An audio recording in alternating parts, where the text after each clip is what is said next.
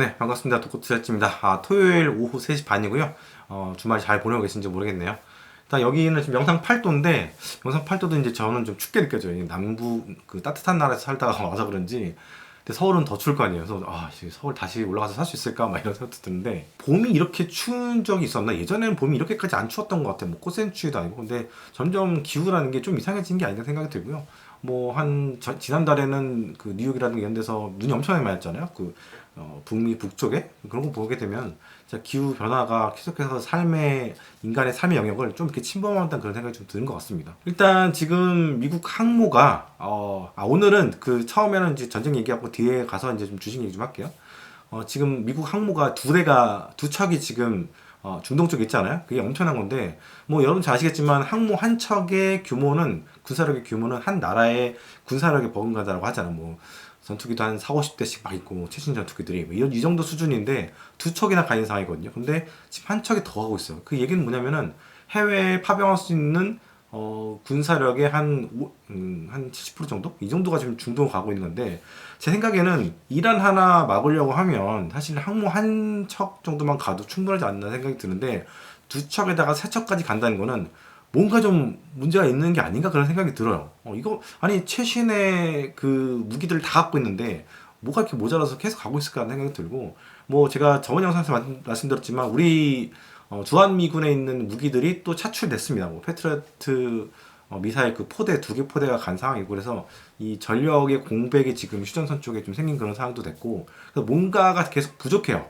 부족한 상황이 됐기 때문에 어떻게 보면 지금 트럼프가 약간 개미지옥에 빠진 게 아닌가 그런 생각도 들기도 하고 어쨌든 지금 뭔가 무기가 많이 부족한 상황이다. 그래서 예전에는 예전 한 35년 전만 하더라도 그 걸프전 때 보면은 막 미사일도 엄청나게 많이 나왔잖아요. 뭐밤 야간 투시경 비디오로 딱 보면은 밤 하늘에 미사일들이 그냥 별빛처럼 쫙 있어가지고 다 이라크를 막 공격하고 야 장난 아니구나 막 그런 거 보면서 어떻게 보면 약간 쾌감 같은 어렸을 때 저도 뭐 그때가 뭐 초등학생 때, 중학생 때 뭐 이랬던 것 같은데 그런 쾌감을 느꼈었는데 이번에는 뭔가 약간 좀 약하다 그런 생각이 좀 드는 것 같습니다. 그래서 그 미국이라는 나라는 무기가 압도적이지만 약간 좀 조르 상태가 된 것 같고 이란은 재래식 무기를 이렇게 쓰는데 약간 좀 골골거리면서 굉장히 오래가는 그런 스타일? 그런 상황인 것 같기도 하고 잘 아시겠지만 이란이 이스라엘이라든가 여러 나라에다 지금 맹폭을 하고 있는 상황인데 그 미사일 숫자가 점점점 줄고 있어요. 그게 뭐 왜 그러냐 생각해 보면은 사람들이 그런 얘기를 해요.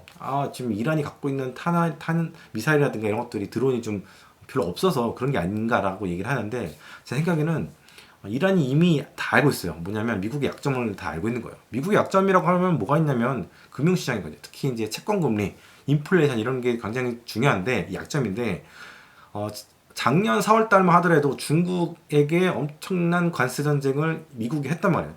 때렸는데 그때 당시에 뭐 147%인가? 그 중국 제품에 대해 관세를 147% 정도 때렸던 걸 제가 기억하거든요. 근데 그때 당시 그래서 이제 중국 했던 것 그 반발 작용으로 뭘 했냐면은 국채를 매도를 하기 시작했다는 얘기들이 많이 있어요. 그건 뭐 확실한 건 아닌데 그렇게 얘기가 나오고 실제로 국채 가격이 확 올라가기 해서 4.5까지 올라가니까 나스닥 시장, 미국 주식 시장이 확 폭락하고 이래서 안 된다 해가지고 트럼프가 그때 처음 타코를 했던 걸 제가 기억을 합니다. 근데 이번에는 유가가 이제 치솟잖아요. 사실 저 같은 경우는 이렇게까지 유가가 올라갈 줄 몰랐는데 92불까지 지금 올라온 상태에서 딱 멈춘 상태예요. 90.09불인가? 이 정도 에서 끝난 것 같은데 이란 입장에서부터는 이 고유가가 유지가 된다면 굳이 무기를 막 써가면서 소모전 갈 필요가 없다. 시간이 내 편이다. 시간을 질질 끄는 게 굉장히 초조한 거다. 고유가 상태에서 전쟁을 질질질 끌고 가게 되면 이게 미국한테는 타격이 있을 것이다. 왜냐면 이것 때문에 유가가 올라가게 되면 물가가 올라가고 그리고 연준이 금리를 내리지 않게 되면은 이게 어떻게 되냐 이제 신용금리가 올라가 있는 상태가 되잖아요. 그래서 이게 주식시장이라든가 여러 물가 이런 것들을 자극시키고 이렇게 악순환이 계속 반복이 되다 보니까 이란은 굉장히 지금 패가 되게 쉬워졌어요. 미사일 좀 한 몇백 개 날려놓고 가만히 있으니까 알아서 이렇게 된 상황이 됐고 호르무즈 같은 경우도 전 약간 그래도 미국한테 좀 희망을 걸었거든요. 원래는 잘 희망을 안 거는데 그래도 뭔가 대책이 있을 것 같아요. 전쟁을 때리면 이란이 당연히 호르무즈를 이렇게 막을 것이고 그러면 미국은 어떤 또 방법을 써서 이걸 열 것이다. 이런 게 있을 줄 알았는데 지금 실상으로는 없어요. 그 캐롤라인 레빗 이 친구가 했던 얘기가 우리는 아직까지 잘 모르겠다라고 얘기했잖아요, 그렇죠? 그거에는 방법이 없다고 얘기했었고, 뭐 미국 정부에서 그쪽을 지나가는 배들에 대해서 보험을 다 들어주겠다고 했는데, 근데 보험을 들어준다고 해서 거기 가면 미사일 날라오고 그 기뢰 같은 거 날라오고 막 다가와서 폭파시키고, 또 가미가제처럼 이제 배가 그냥 자폭 배가 확 붙어가지고 폭파시키고 막 이런 일들이 지금 일어나고 있어요. 근데 그런 상황에서 배들이 가겠습니까? 아무리 보험을 다 들어준다고 하더라도. 게다가 지금 얘기가 나온 게 뭐냐면은 미국이 갖고 있는 지금 돈이 없대요. 인수보험을 들어주려고 하면은 3,500억 달러 정도? 그러니까 엄청난 돈이죠. 한 400조 정도 되겠죠? 400조 정도 되는 돈이 필요한데 이 돈이 없고 지금 한 1,500억 달러니까 한 230조 정도? 이 정도 수준의 돈밖에 없는 상황이어서 그걸 다 인수도 할 수 없는 상황이고, 인수가 됐다 하더라도 실제로 거기를 지나가는 배들은 없습니다. 중국 배들 아니면 갈 수가 없는 상황이 됐어요. 호르무즈 같은 경우에는. 그래서 지금 유가가 올라가는 거는 미국이 그 호르무즈 해협의 봉쇄에 대해서 어떤 대안이 없었다는 것에 대해서 살짝 충격을 좀 받은 측면이 좀 있는 것 같아요. 왜냐면 확 튀잖아요, 어제부터. 그런 것도 있고, 또 이 유가 시장이라는 건 제가 늘 말씀드리지만 한 70% 정도의 매매량이 약간 세력들 있잖아요. 약간 투기하는 세력들이 왔다 갔다 하면서 갖고 오는 게 있는데, 뭔가 이벤트거리 있게 되면 얘네들이 고유가 이제 110불, 120불, 130불도 만들고, 빠지게 되면 또 막 얼마죠? 예전에 마이너스 한 40불까지 갔었잖아요. 그 팬데믹 때. 이런 일들이 반복이 된단 말이에요. 그래서 지금 같은 경우에도 이렇게 뭔가 트리거가 있는 상황이 됐단 말이에요. 트리거가 있는 상황이다 보니까 계속 이 원유 선물을 사가지고 올리면서 또 이렇게 또 추격 매수 들어오고, 지금 뭐 원유 가지고 장난치시는 분 많으시잖아요. 이거 되게 조심해야 돼요. 하셔야 돼요, 진짜. 제가 사실은 원유가 70으로 갔을 때 숏을 안 친 이유가 뭔지 아세요? 작년에 숏이라고 해서 다들 돈 벌었잖아요. 근데 안 친 이유가 약간 일하는 조금 다를 수도 있어요. 좀 장기전으로 갈 수도 있고, 뭘 할 줄 모르는 애들이고, 그런 상황이다 보니까 또 전쟁 자체가 좀 큰 전쟁이잖아요. 작년에는 그냥 미사일만 주고받는 전쟁이었는데 지금은 이제 약간 전면전 비슷하게 가고 있는, 이란 같은 경우에는 전면전이잖아요. 그래서 그거를 보게 되면 뭔가 약간 이상한 짓을 할 수 있기 때문에 일단은 슛을 치지 말라고 말씀드렸는데, 지금 보니까 상황이 좀 많이 심각하게 된 상황이고, 그래도 다행인 거는 미국 주식시장 같은 경우는 90불까지 튀었지만 일단은 스테이하고 있는 상황입니다. 뭐 어제 금요일 밤 증시가 1.5% 정도 빠졌죠, 나스닥 기준으로. 근데 그건 약간 주말이 있기 때문에 약간 좀 현금 만들어 놓고 관망하자, 그런 투기적인 쪽들, 단타한 그런 세력들 이쪽에 좀 그렇게 들어간 것 같고, 아직까지는 2월 달에 아마 2월 7일쯤이 아마 올 연중 최저점이었어. 그 사스 포칼립스 터졌을 때 거기까지는 아직 안 갔거든요. 근데 조금만 더 내려가면 이제 거기를 깰 수도 있는데, 그렇게 깬다고 하더라도 지금 미국 증시는 상당히 좁은 박스권을 움직이고 있어요. 뭐 4, 5% 마이너스 왔다 갔다. 최고점 대비로. 그래서 그렇게 막 굉장히 뭐 안 좋은 상황이다 그렇게 말하기는 좀 쉽지 않을 것 같아요. 그래서 뭐 3, 4%, 4, 5% 정도는 기본적으로 주식시장이 왔다 갔다 할 수 있는 상황이거든요. 또 이렇게 전쟁을 하고 있는 상황에서 그 정도 움직인 건 제가 볼 때는 그게 큰 문제는 없는 것 같다 생각이 들고, 어쨌든 간에 지금 유가가 이렇게 올라가는 게 미국이 원하는 시나리오는 아니에요. 그래서 이렇게 어떻게 보면 러시아라든가 중국이라든가 이런 약간 사이 안 좋은 나라들, 러시아는 요즘 트럼프랑 사이가 조금 좋아지긴 했었지만 어쨌든 간에 적국에 가깝죠. 그런 나라들을 보게 되면은 지금 전쟁이 어떻게 흘러가고 있는지에서 잘 보고 있단 말이에요. 왜냐면 나중에 결국에는 러시아랑 미국은 싸우게 될 것이고, 중국과 미국도 결국에는 전쟁을 해서 싸울 나라들이지 않아요. 몇 년 안에. 제가 볼 때는 그렇게 느끼는데, 지금 뭐 러시아하고 미국은 간접적으로 우크라이나에서 이제 싸우고 있다, 대리전 하고 있는 그런 상황이라고 볼 수 있는데, 생각보다 미국이 첨단 무기들 갖고 있긴 하지만 생각보다 약하다. 그걸 좀 보고 있을 것 같아요. 이거는 우리나라한테도 상당히 안 좋은 겁니다. 만약에 나중에 대만 전쟁이 일어나게 되면 중국하고 싸워야 되는데, 중국은 이란하고 비교가 안 될 정도로 강력하잖아요. 나라도 뭐 크긴 크지만 또 무기도 상당히 잘 이미 준비가 됐고, 중국은 이미 뭐 10년 전부터, 적어도 10년 전부터 그 무기라든가 이런 것들을 잘 준비하고 있는 상황이거든요. 그래서 에너지 같은 경우도 그렇고, 뭐 무기에 들어가는 모든 프로세스를 다 갖고 있는 상황이고, 뭐 히토리라든가 텅스텐도 마찬가지고.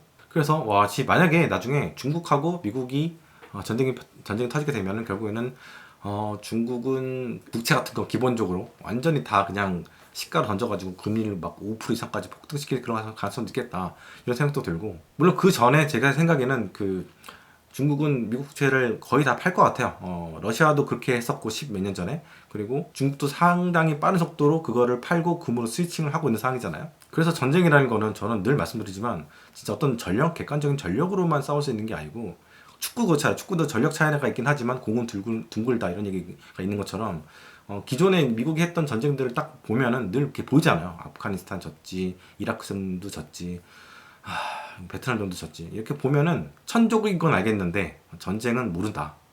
그런 생각이 좀 드는 거고. 지금 유가가 90불 정도 올랐는데 뭐 장기전이 될 수도 있고 장기전이 되면 상당히 좀 복잡해질 수는 있겠죠. 근데 일단 우리가 그렇다고 해서 지금 주식을 다 팔 필요는 없어요. 지금 전쟁이 일어나면서 국장 같은 경우는 엄청나게 많이 변동성이 있는데 변동성이 좀 절대값 자체는 좀 줄어들고 있는 상황이잖아요. 그렇기 때문에 갖고 있는 분들은 파실 필요 없이 그냥 그 홀딩하면 될 것 같고, 그리고 뭐 새로 들어가신 분들은 이런 기회 때 한번 들어가는 것도 괜찮죠, 그렇죠? 제가 늘 말씀드린 게 그겁니다. 그래서 전쟁이 일어나는 거를 못 맞췄다고 하더라도 우리가 여기에 의연하게 대처할 수 있는 방법이 있다면 오케이인 거고, 미장 같은 경우는 전쟁이 일어났지만 그 뒤에 빠진 거는 뭐 3-4% 정도밖에 안 빠졌기 때문에 그 종목별로는 또 올라온 것도 있어요. 예를 들자면 그 빅테크들은 조금 올라온 종목도 있어요. 그런 걸 감안하게 되면 그렇게 뭐 전쟁 때문에 경고망동할 필요가 없다는 생각이 들고요. 지금 뭐 그 유가가 90불 때까지 올라왔으니까 많은 유튜버들이 또 엄청난 그 뭐 선정적인 썸네일 뭐 뉴스라든가 이런 쪽도에서 굉장히 뭐 유가 폭등에 대해서 심각하다 막 그렇게 얘기할 거예요. 그리고 뭐 화면 같은데 뉴스 같은데 보면 막 미사일 터지고 있고 이런 거 계속 보여질 텐데, 일단 멤버십 분들한테는 제가 아주 고전적인 방법이지만 어떻게 대처해야 되는지에 대해서 말씀을 드렸어요.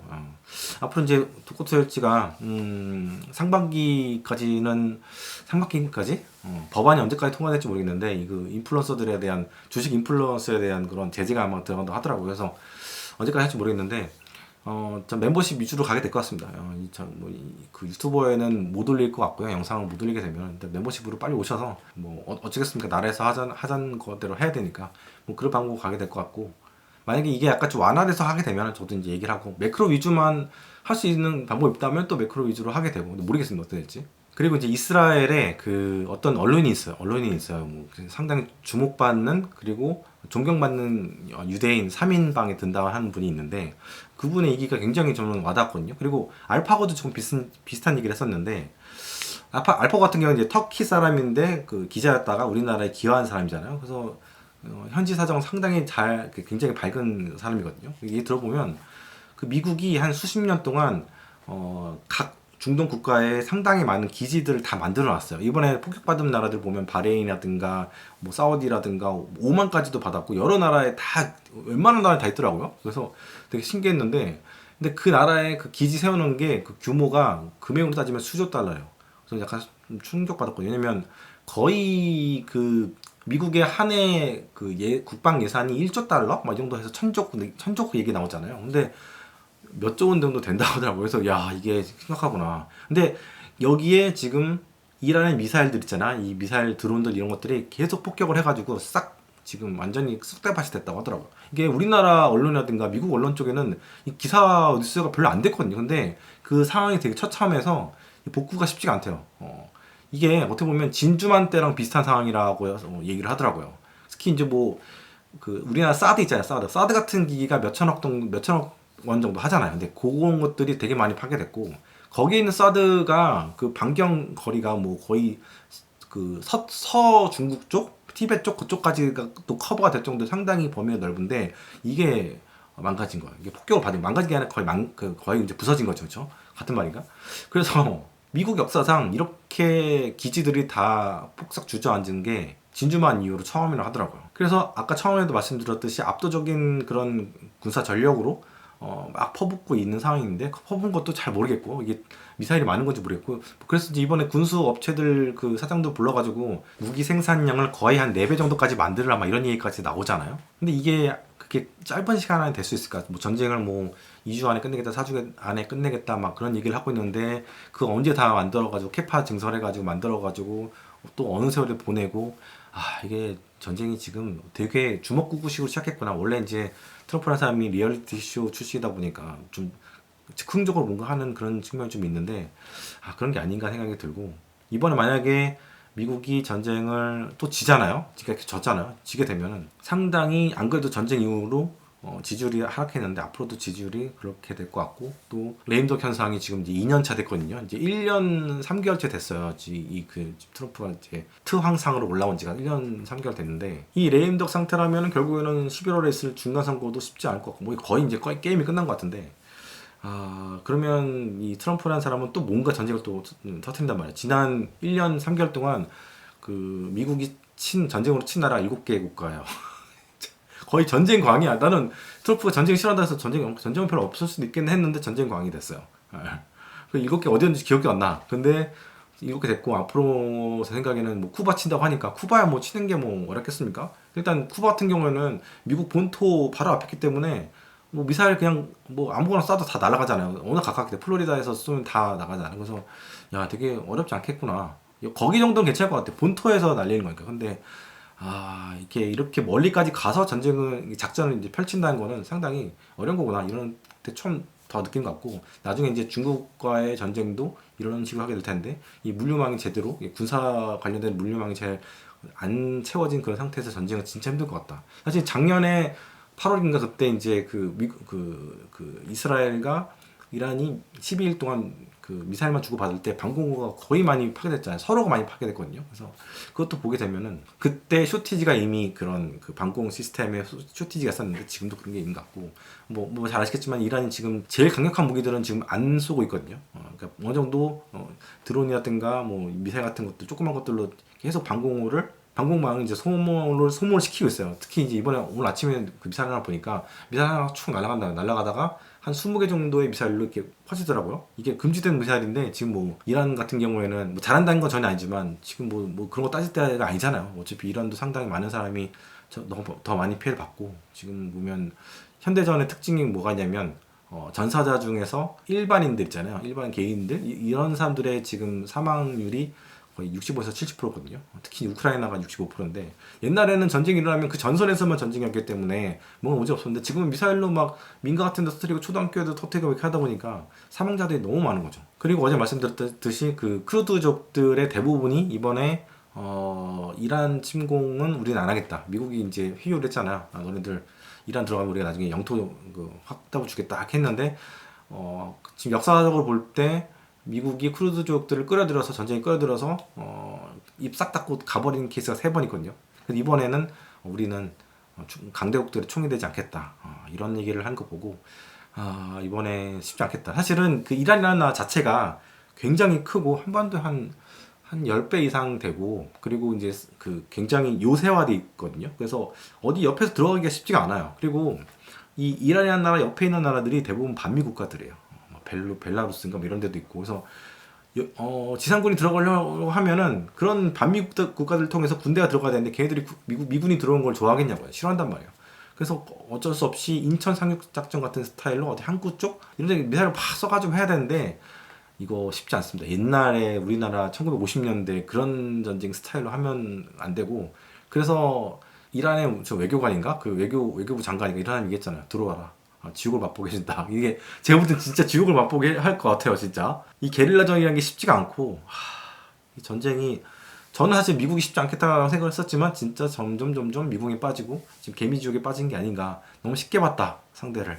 그런 생각이 들고, 앞으로 이게 미군이 잘 돼야 되거든요. 미군이 잘 돼야 우리 나중에 그 대만 전쟁 때도 미군이 거의 압도적인 전력으로 이겨야 되는데, 지금 이거 완전히 종이호랑이 상태가 돼버린 상태여서 참 걱정이 좀 많이 듭니다. 자, 주식 얘기 오랜만에 하도록 하겠습니다. 1분기 그 메모리 가격이 지금 100% 정도 올라갈 걸로 보여지고 있고, 2분기도 예측치가 지금 대만 쪽에서 나온 정보가 2분기도 100% 정도로 보인대요. 그래서 애플이 100% 올라가는 가격으로 싹스를 했던 게 아닌가 생각이 들고, 앞으로 더 올라갈 걸 예측을 해서, 그래서 그 반도체 관련주들은 종목 얘기하면 안 되잖아요. 반도체 관련주들은 여기 국장은 반도체밖에 없고, 급등락이 심해도 결국엔 반도체에서 놀아야 되는구나. 미국 증시도 마찬가지예요. 이제 빅7 이렇게 얘기하면 되나요? 빅7에서만 노는 게 그나마 그 장기 성과를 볼 때 좋아요. 지금은 약간 캐펙 투자 때문에 약간 부담감 때문에 이익이 좀 깎일 것들을 좀 감안해서 지금 눌려 있긴 한데, 결국에는 돈 잘 버는 빅테크라고 보고 있고, 약간 주식은 여러분들은 뭐 편식을 하셔야 돼. 잡식하시면 절대 안 되고요. 잘 되는 애들만 편식을 해야 되는 게 저는 맞다고 보거든요. 아파트도 투자할 때 편식해야 되잖아요. 예, 마찬가지입니다. 그래서 결국에는 이럴 때 가장 믿을 만한 건 실적밖에 없겠구나. 메모리 가격도 튈 것 같고 상반기는 이렇게 한 100% 이렇게 와 진짜 엄청난 속도인데, 근데 물론 언젠가는 떨어질 거를 우리가 예측할 수 있기 때문에 그거 뭐 100% 올랐기 때문에 이제 삼성전자 주식은 20만 원대에서 이제 40만 원대 갈 거야라고 보기는 쉽진 않지만 어쨌든 좀 마음 놓을 수 있다. 그리고 저는 기본적으로 5월부터 좀 잠정적으로 볼 때는 5월부터는 이제 반도체 종목들의 비중에 대해서 한번 고민을 해봐야 되지 않겠나 그렇게 보고 있습니다. 뭐 매수 매도 추천은 아닙니다. 이게 근데 그리고 지금 사모펀드에 대한 얘기들이 많아요. 사모펀드 얘기 많은데 저는 그렇게 아직까지는 심각하게 안 보고 있고 SBB 사태랑 비슷하게 보고 있습니다. 뭐 터지게 되면 정부에서 나서서 이제 뭔가 보전을 해줄 것 같고, 그리고 SBB 사태에 비해서는 규모가 작아요.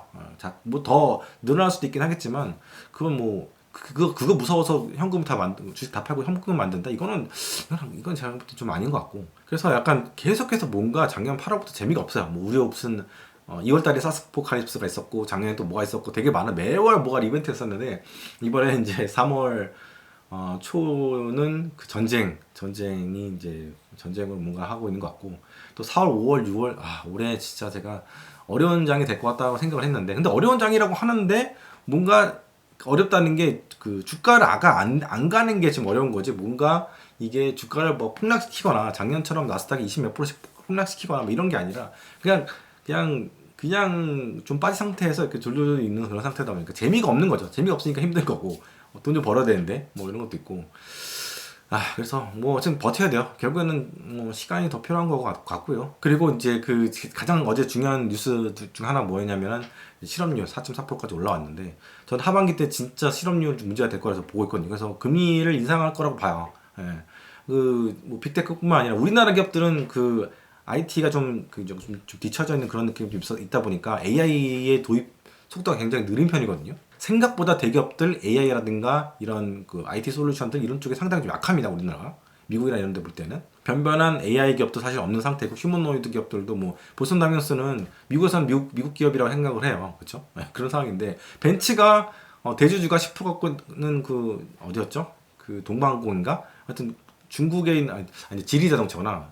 지리자동차가 지분 10%지만 우리가 중국 뭐 짱츠라고도 얘기는 하지만 그 독일 기업이라고 생각을 하잖아요. 그렇죠? 그런 것처럼 미국 애들은 보스턴 다이먼스가 한국 기업인 현대가 지분을 많이 갖고 있긴 하지만 대주주이긴 하지만 결국에는 미국 기업이다라고 생각을 합니다. 아무튼간에 실업률이 올라오기 시작을 했는데 한번 올라오면 확 튀는 그런 경우가 또 있는 게 실업률이고, 하반기 때는 제가 볼 때 튈 것 같고, 또 이번에 나온 거 보니까 2월 실업률이었는데 과거에 그 실업률 나왔던 거 그것들도 지표가 또 더 올라왔어요. 그러니까 고용들이 좀 캔슬이 돼서 몇만 명씩 더 고용이 안 된 걸로 나오거든요. 실업률이 더 올라간 걸로 나오거든요. 그래서 이게 앞으로 계속 3월, 4월, 5월, 6월 이렇게 쭉쭉쭉 실업률이 발표되면 과거치, 확정치가 나오게 되면 계속 몇만 명씩 줄어있을 것 같고, 이게 GDP에 엄청나게 큰 영향을 미친다라고는 말 못하겠어요. 더 크게 GDP에 영향을 주는 것들이 많기 때문에. 근데 일단 이거는 되게 호의적인 상황은 아닌 것 같고, 인류의 미래를 생각해 봐야 될 때가 아닌가 그런 생각도 들고요.